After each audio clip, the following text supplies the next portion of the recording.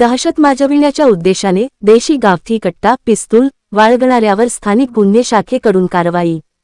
माननीय विशेष पोलीस महानिरीक्षक नाशिक व माननीय पोलीस अधीक्षक धुळे यांनी अवैध शस्त्रांचा शोध घेऊन कारवाई करण्याबाबत निर्देश दिले आहेत। दिनांक 2 जुलै 2025 रोजी पोलीस निरीक्षक श्रीराम पवार स्थानिक गुन्हे शाखा धुळे यांना प्राप्त गोपनीय माहितीचे आधारे मोहाडी पोलीस ठाणे हद्दीतील तिखी रानमळा रोडवर समीर नामक एक इसम हा दहशत माजविण्याच्या उद्देशाने त्याचे कंबरेस 40,000 रुपये किमतीचे एक गावठी पिस्तूल व 1,000 रुपये किमतीचे एक जिवंत कारतूस असे 41,000 रुपयेचा मुद्देमाल हस्तगत करण्यात आले आहेत।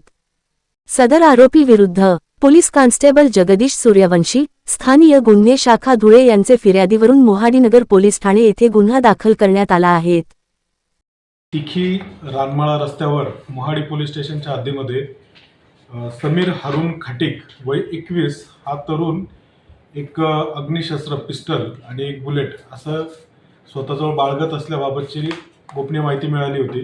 त्या अनुषंगाने PSI चेतन मुंडे, पोलीस हवालदार प्रशांत चौधरी, पोलीस हवालदार आशिष वानखेडे, पोलीस हवालदार हर्षल चौधरी, कमलेश गिरी, कमलेश सूर्यवंशी, राहुल गिरी असं सर्वांची टीम त्या ठिकाणी पाठवली असता त्यांनी खात्री केली आणि सदर व्यक्तीच्या जवळ आम्हाला तो पिस्टल आणि बुलेट मिळून आले। त्यावर